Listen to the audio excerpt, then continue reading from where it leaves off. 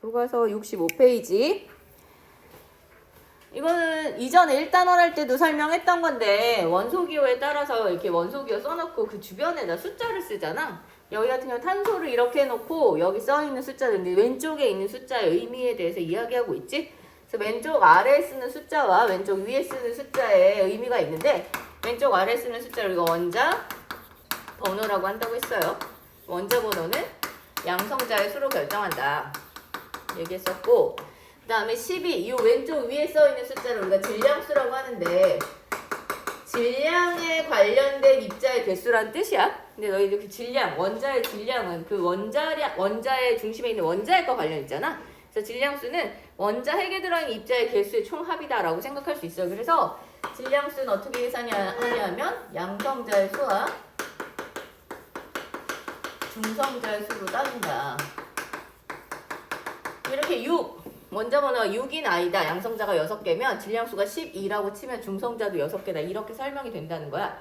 일반적으로 철보다 원자 번호가 작은 아이들의 경우에는 양성자 수랑 중성자 수가 같아요. 그래서 그 철보다 원자 번호가 큰 아이들은 핵의 안정도가 점점 떨어지기 때문에 양성자 수보다 중성자가 훨씬 많이 들어있는 경우들이 많아. 그래서 그렇다. 너희가 주로 다루게 될 것들은 20번 안쪽의 것들이기 때문에 보통의 경우는 양성자 수와 중성자 수가 동일한 개수를 가지게 되는 걸 많이 보게 될 거야. 그래서 원소의 원자를 표시하는 방법, 요것들 알아두고 숫자의 의미들을 기억해 두세요. 그리고 지난번에 얘기했지만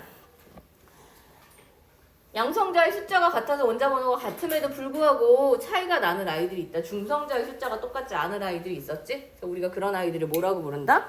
동위원소라는 이름으로 부른다. 이 동위원소라는 용어 잘 기억해 두고 원자의 번호는 같지만 중성자 수가 다른 아이들을 의미한다. 번호가 같다는 거는 양성자의 숫자가 같다는 뜻, 번호가 같다는 건 양성자의 숫자가 같다는 뜻이고, 양성자의 수가 같다는 것은 우리가 동일한 원소기호를 쓴다는 뜻이고, 주기율표에 같은 위치에다 위치시킨다는 뜻이고, 또 전자의 숫자가 같다는 거지. 전자의 수가 같으면 걔네들의 원자과 전자수도 같단 말이야. 원자과 전자수가 같기 때문에 걔네들의 화학 반응의 과 관련된 그런 수치가 그런 전자의 숫자가 똑같기 때문에 비슷한 종류의 화학 반응을 하게 되고, 우리가 그런 거를 화학적 성질이 같다 이렇게 말해요. 보통 같은 종류의 화학 반응을 하는 경우 화학적 성질이 같다라고 말하기 때문에 동위원소라고 불리우는 아이들은 원자의 번호가 같아서 나타나는 성질들은 다 똑같아.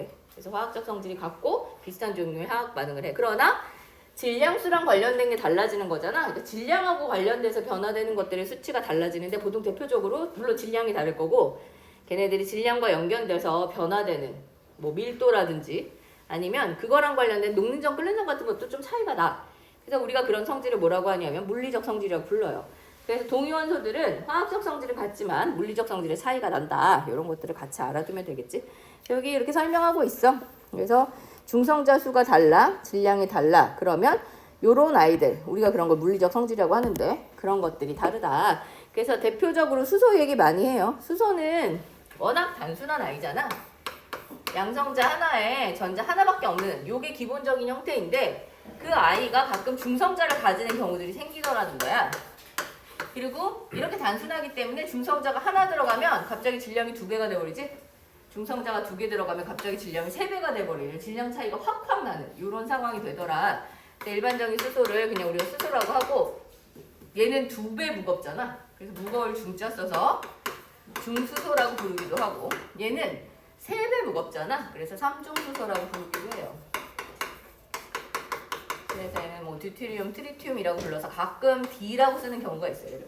가끔 T라고 쓰는 경우가 있어. 그러나 이런 건 빈번한 일은 아니니까 너희들 얘네들의 차이, 무엇이 다른가를 알아두면 돼. 그런데 이 오른쪽에 좀 이상한 게 있단 말이야. 오른쪽에 보니까 물과 중수소의 밀도 비교라는 게 나와 있어요.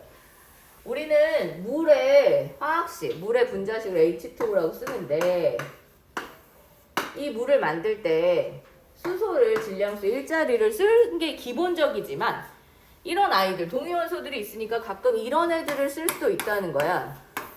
질량수 이자리 수소를 사용할 수도 있다는 거지.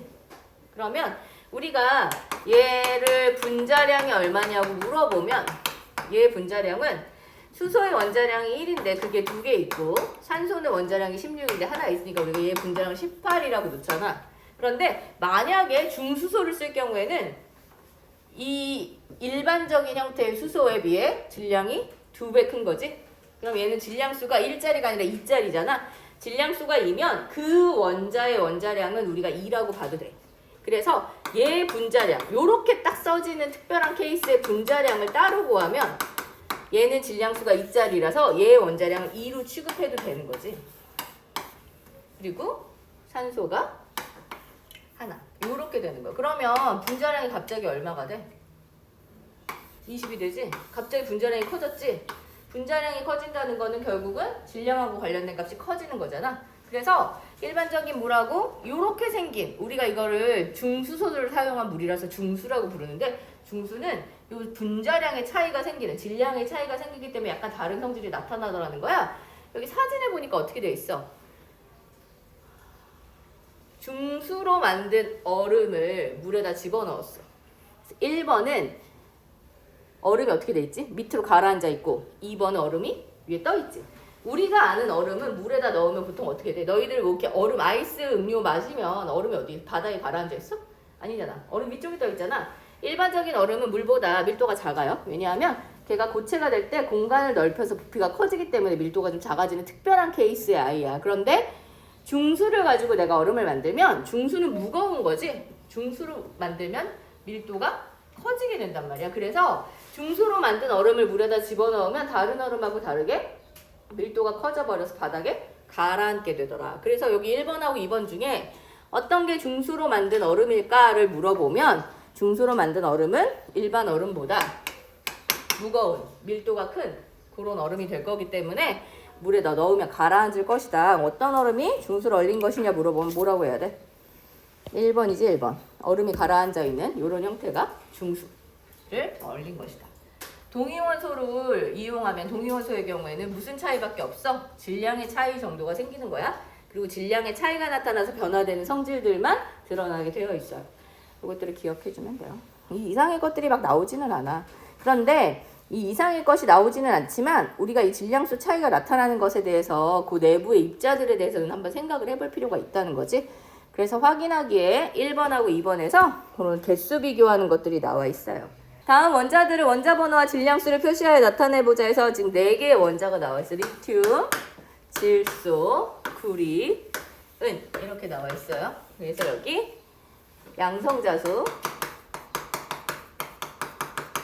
중성자수, 그리고 원자의 표시라고 돼 있어. 친절하게 양성자수, 중성자수를 다 줬네. 3개, 4개, 7개, 7개, 29개, 34개, 47개, 60개. 이렇게 되어 있어요. 보통의 경우 사실 뭐 리튬은 중성자 3개짜리도 존재해. 그러나 여기서 그냥 3개, 4개 이렇게 된 차이 나는 애들 그냥 준 거고, 어떤 게 더 어떤 게 더 많은지는 정확지 않은데 선생님이 지난번에 리튬의 평균 원자량을 보니까 중성자 4짜리가 좀 많은 것 같기는 해. 자, 여기 질소 같은 경우에는 양성자, 중성자 숫자가 같지? 근데 구리랑 은 봤더니 양성자에 비해 중성자 수가 확연히 많아지는 걸 확인할 수 있어요. 원자가 무거워질수록 원자의 번호가 점점 뒤로 갈수록 중성자의 숫자가 점점 늘어나더라. 왜냐하면 양성자들끼리 결합하는 핵의 안정도가 떨어져. 그 안정도를 유지하기 위해서 중성자가 풀과 같은 역할을 하면서 도와주는 거야. 개수가 더 많아질 수밖에 없다. 알아두면 되고. 자, 우리 이거 어떻게 표시해야 돼? 원소 기호를 쓰고 왼쪽에 숫자 쓰는 걸 써주면 되겠지? 자, 어떻게? 아래쪽에 뭘 써요? 원자 번호를 쓰는데 원자 번호는 무슨 수와 같아? 양성자 수와 같으니까 얘는 3을 써야겠지? 그 다음에 왼쪽 위에는 질량수를 쓰는데 중성자가 4개면 질량수가 얼마야? 7, 7 이렇게 되겠지. 질소 같은 경우에 양성자가 7개, 그리고 중성자들 7개니까 질량수 14.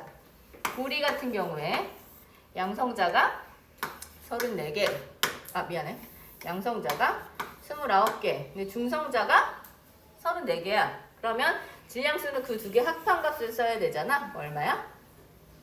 63. 맞아요? 은 양성자가 47개, 중성자가 62개야. 그럼 질량수는 그 두 개를 더한 거니까 109. 이렇게 되겠지? 이 개수 써주면 되겠지? 주제에다가, 책에다가 쓰세요.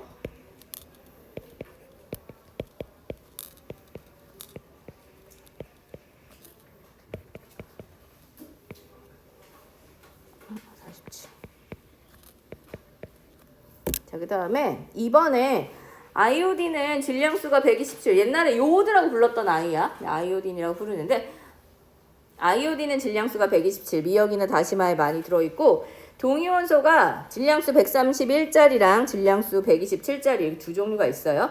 질량수 131짜리의 아이오딘은 갑상샘 기능 항진증이나 갑상샘 암을 치료하는데 뭐 사용이 된다. 뭐 이런 말이 있고 그 밑에 중성 환자 요 두 가지 여기서 문제에서는 그냥 각각 입자 개수만 비교하라는 거니까 그거를 비교를 해보면 아이오딘은 맨 처음에 나와 있는 아이오딘 I 밑에 53 써 있어요. 그럼 아이오딘의 원자 번호가 53번인 거잖아. 아이오딘의 양성자 수가 53개가 되겠지.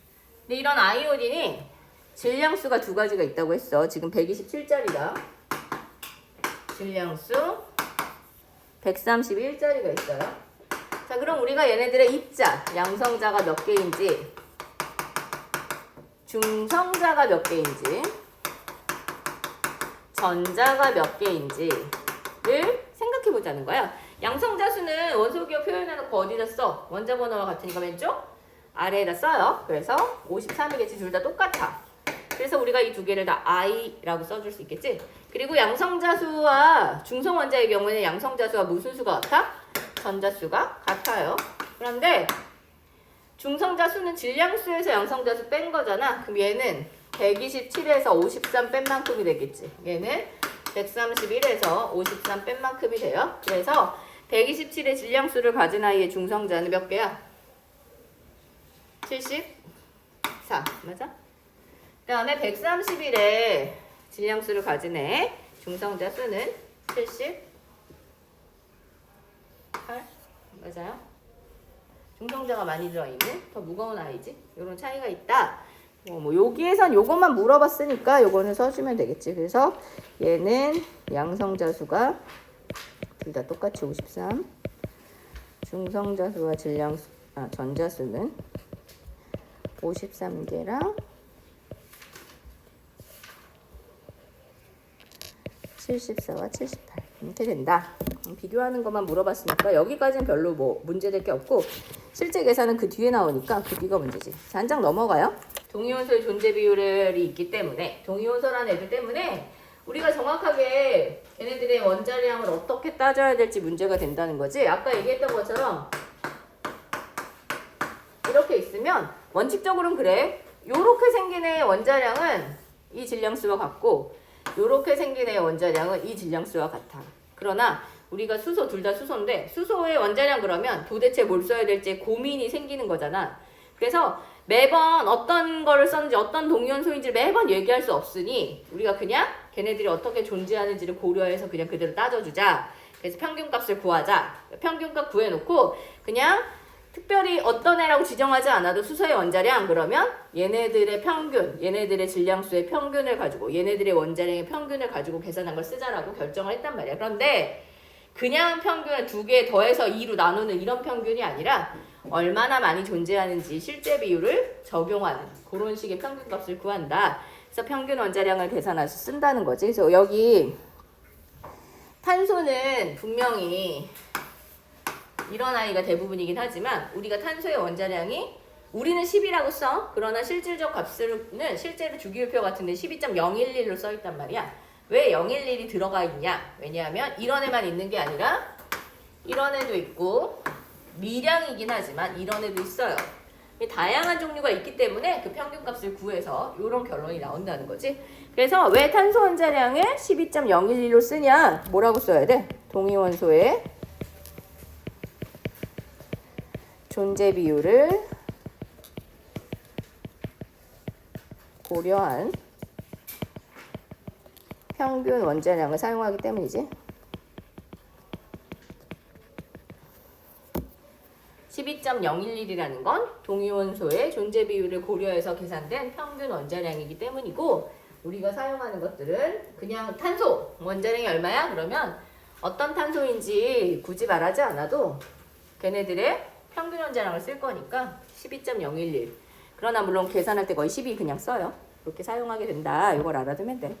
그래서 너희들 왼편에 물음표에 조그맣게 원소의 원자량은 무엇의 자연 존재비를 구한 무엇으로 나타내냐면 첫 번째가 뭐야?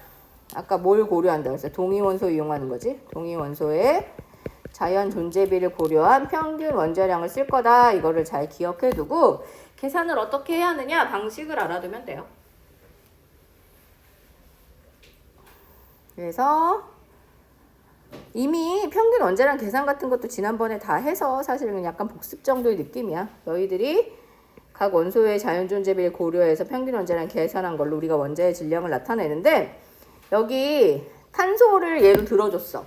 탄소는 자연 존재비를 고려했을 때 질량수 12짜리랑 13짜리가 12짜리가 얼마나 존재해? 자연의 98.93% 존재하는 거야. 대부분 질량수 12짜리겠지? 그리고 13짜리는 1.07밖에 없어. 그러면 아무리 내가 평균을 구해도 많이 있는 애랑 조금 있는 애 실질 존재하는 비율을 고려해서 구하면 많이 있는 애 쪽으로 값이 몰려버리겠지? 그래서 12하고 13으로 평균을 구했는데도 불구하고 12.011이 나오는 건 12짜리가 너무 많이 존재하기 때문에 그런 거야. 그 다음에 이 왼편에 되게 웃긴 얘기가 써있어. 탄소의 동위원소는 질량수 14짜리도 있어요. 그런데 이 계산에서 14짜리 넣지도 않았지. 계산할 값어치도 없을 만큼 조금 존재하기 때문에 그래. 그래서 너무 조금 있으면 사실 그 계산 방식에다 집어넣을 의미도 없다. 보통 많이 존재하는 아이들 쪽으로 값이 엄청 치우치게 된다. 그래서 평균을 구할 때 우리가 12.011인데 우리는 그냥 탄소의 원자량을 계산할 때 보통 그냥 값을 어떻게 써? 12로 그냥 사용하지? 질량수 13짜리, 14짜리는 사실 큰 의미가 없다 이런 얘기야. 근데 모든 아이들이 한쪽으로 몰려있는 게 아니야. 비슷하게 존재하는 아이들이 있기 때문에 그런 경우에는 진짜로 계산해서 사용해야 돼요. 그래서 너희들 그 확인하기에 염소 나와 있어. 이거는 지난번에 우리 염소 35.5 평균 원자량 가지고 있는데 왜 그렇게 나오는지에 대해서 계산 한번 했거든? 여기 실제로 계산해야 되는 방식이 나와 있죠. 어떻게? 질량수 35짜리의 염소가 자연에 어느 정도 존재해? 75.76% 존재하고 질량수 37짜리 염소가 자연에 24.24% 존재해. 자, 그러면 우리가 염소의 평균 원자량을 구할 때 존재 비율을 고려해야 되니까 어떻게 수식을 세운다 그랬어? 질량수 35짜리가 75.76% 존재하고 질량수 37짜리가 24.24% 존재하는데 전체가 얼마야? 퍼센트는 전체가 얼마라는 거야? 100이라는 거잖아? 전체가 100. 이렇게 계산된단 말이야. 산수를 실제로 해봤더니 35.48 정도 나오더라고. 그래서 우리가 보통 값을 얼마로 써요? 35.5 이렇게 반올림해서 사용하는 거야. 이 .5를 버릴 수가 없어. 이 .5를 버리지 못하고 그대로 쓰는 이유는 얘가 존재 비율이 적긴 하지만 그래도 무시할 수 없는 값이기 때문에 그래요. 그래서 35랑 37짜리가 있어. 35짜리가 압도적으로 많기는 하지만 37을 무시할 수 없어. 계산해봤더니 35와 35의 절반 값은 아니지만 35에서 조금 떨어져 있는 0.5가 붙은 정도의 값이다. 그래서 우리가 이걸 쓸 수밖에 없다. 이거 하나 알아두면 되고, 관련해서 한 가지만 더 해봅시다. 구리가 있는데 질량수 63짜리랑 질량수 65짜리가 있어. 그리고 얘 평균 원자량이 63.5야. 그러면 각각 몇 %씩 자연에 존재하는지 계산해라 이렇게 물어볼 수 있단 말이야. 계산할 수 있긴 하겠지. 식을 어떻게 세워야 될까 이런 경우. 자, 봅시다. 지금 63의 질량수를 가지는 구리와 65의 질량수를 가지는 구리 요렇게만 존재한다고 치면 얘네들의 존재 비율을 다 더하면 몇 %가 돼야 돼? 요렇게 두 종류만 있으면 이걸 얘네들의 존재 비율을 다 더하면 100%가 돼야 되는 거지. 근데 이 둘 중에 어떤 게 몇 % 전혀 모르니까 아무거나 하나를 미지수 x로 놔. 그래서 얘가 x% 존재한다고 따지면 두 개 합해서 100이 나와야 되면 얘는 몇 %야? 100-X% 존재하는 거 아니야? 이렇게 존재하는 거지. 그럼 두 개를 합하면 100% 나오지? 자, 이렇다는 거야. 요렇게 생긴, 요렇게 존재하는 아이들의 평균 원자량을 구했더니 63.5%가 나와요. 그래서 어떻게 63짜리가 X% 있고 65짜리가 100-X% 있고 전체가 100%야. 전체를 다 합하면 100이야. 전체가 100일 때. 이 평균을 계산했더니 얼마다? 63.5. 요렇게 해서 X 구하면 되는 거겠지? 자, 그러면 63X 더하기 6500 빼기 65X는 6355가 되는 거잖아. 이렇게 되죠? 얘 넘기고 얘네들 넘기면 2X는 6500에서 6355를 빼면 145가 나오더라고. 그치? X는 얼마야? 72.5 이렇게 나오겠지. 맞아? 그래서 질량수 63짜리가 72.5% 존재해. 그러면 질량수 65짜리는 100에서 72.5를 빼니까 얼마야? 27.5% 존재한다. 이렇게 구할 수 있겠지. 비율 찾을 수 있어요. 비율을 주고 평균 원자량을 구할 수도 있고 평균 원자량을 주고 비율을 구할 수도 있다. 이때 주의할 점은 정말 이 두 가지만 있다라고 딱 전제 깔아줘야 돼. 그래야 우리가 합해서 100이 나온다라고 얘기할 수 있겠지? 그렇게 되면 우리가 평균 원자량 값을 이용해서 실제로 어느 정도 존재하는지까지 계산해 줄 수 있다. 그래서 X는 72.5가 나온다. 이렇게 계산해 주겠지. 됐어? 자, 1, 2, 3은 원자의 내부에 있는 입자인데 1은 플러스잖아. 1이 뭐야? 양성자. 2는 마이너스니까 전자. 그 다음에 3은 노란색으로 되어 있는데 특별히 전기가 나타나 있지 않지? 그러니까 이거는 중성자가 되겠지? 뭘 쓴 거지? 그리고 원자를 표시하라고 했어요. 지금 양성자 3개짜리잖아. 리튬이에요. 자, 리튬. 지금 이렇게 생긴 아이라고 치면 양성자가 3개니까 원자 번호가 3. 원자 번호는 양성자의 수와 같고 중성 원자일 때 전자수와 같아. 원자의 형태로 되어 있을 때 전자수와 같다. 그 다음에 4는 질량수잖아.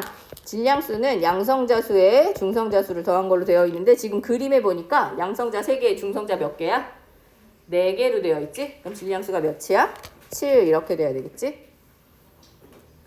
그 다음에 아까 얘기했지만 동위원소라는 거를 다 고려해서 그 자연존재비를 고려해서 우리가 평균을 구하게 되면 그때 원자량을 무슨 원자량이라고 불러요? 평균 원자량이라고 불러요. 이렇게 따져주면 된다. 됐어요?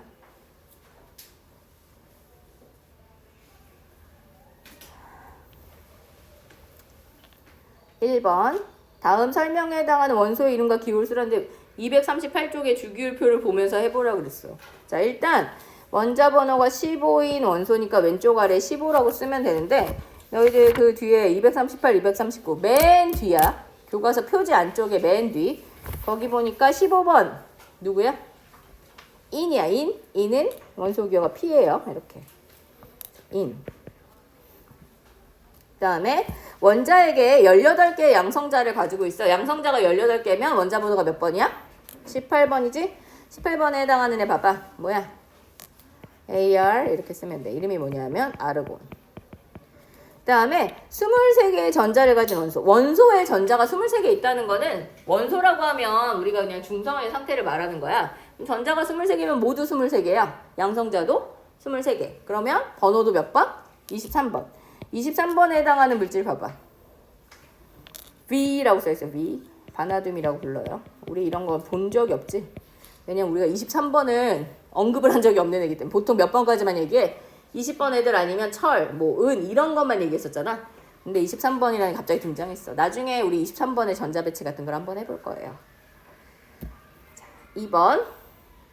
그림은 가상의 원소 코리아늄. 가상의 원소. 원자 20개의 분포를 나타낸 건데 지금 보니까 코리아늄에 질량수 2가지가 나와 있어. 뭐야? 동위원소가 2종류가 있는 거네. 빨간색으로 되어 있는 게 질량수 34짜리고 파란색으로 되어 있는 게 질량수 36자리예요. 여기 박스 안에 있는 게 입자의 개수 한번 세볼 수 있겠지? 세봐봐. 빨간색이 몇 개 있냐면 12개, 파란색이 8개 있어요. 자, 1번 문제에서 요 두 개의 동위원소의 원자의 구성, 이 원자의 구성은 뭐냐면 원자의 내부에 들어있는 입자의 개수 같은 걸 말하는 거야.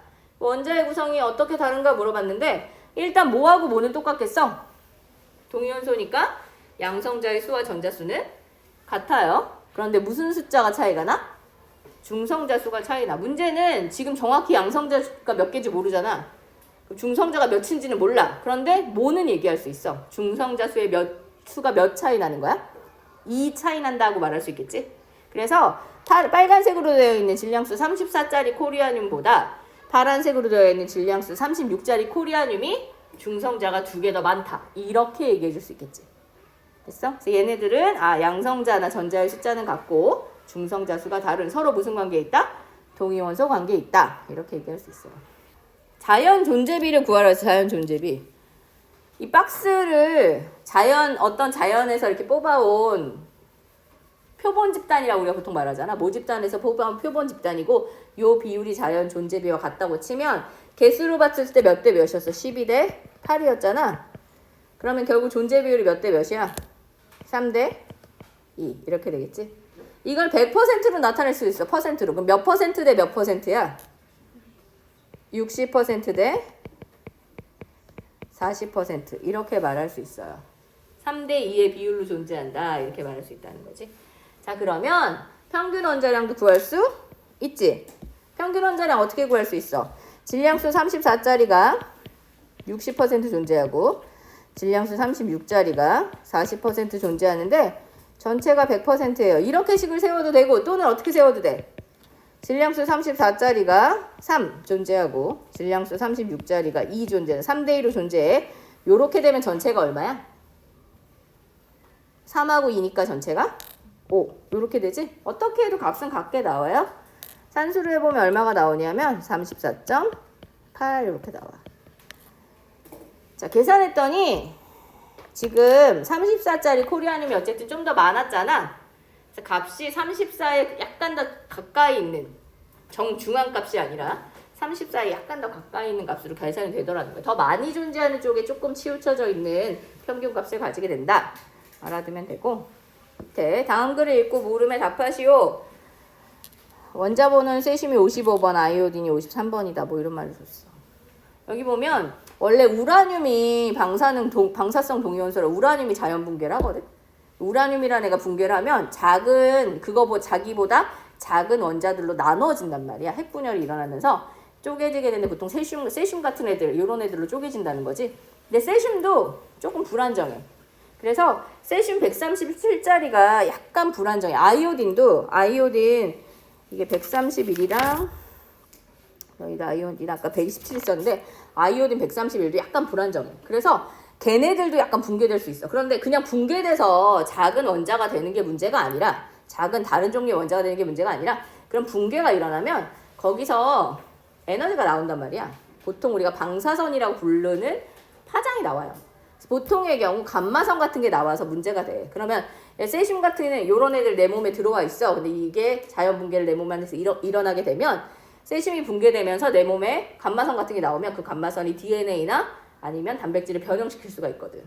그래서 유전적 문제가 생기는, DNA의 변형 문제가 생기는 이런 어려움이 생긴다는 거예요. 그래서 이런 원자력 발전, 이런 원폭이 일어나거나 이런 폭발이 일어나서 요 주변에 방사능이 오염되어 있으면 거기 있는 물질들이 붕괴되면서 감마선이 그 주변에 있는 동식물 쪽으로 영향을 미치면 걔네들이 유전자가 변형돼 버리면서 약간 기형적인 아이들이 생겨나거나 변형돼서 이렇게 자라나는 부분이 기형적으로 자라거나 이런 것들이 생기는 문제가 있다.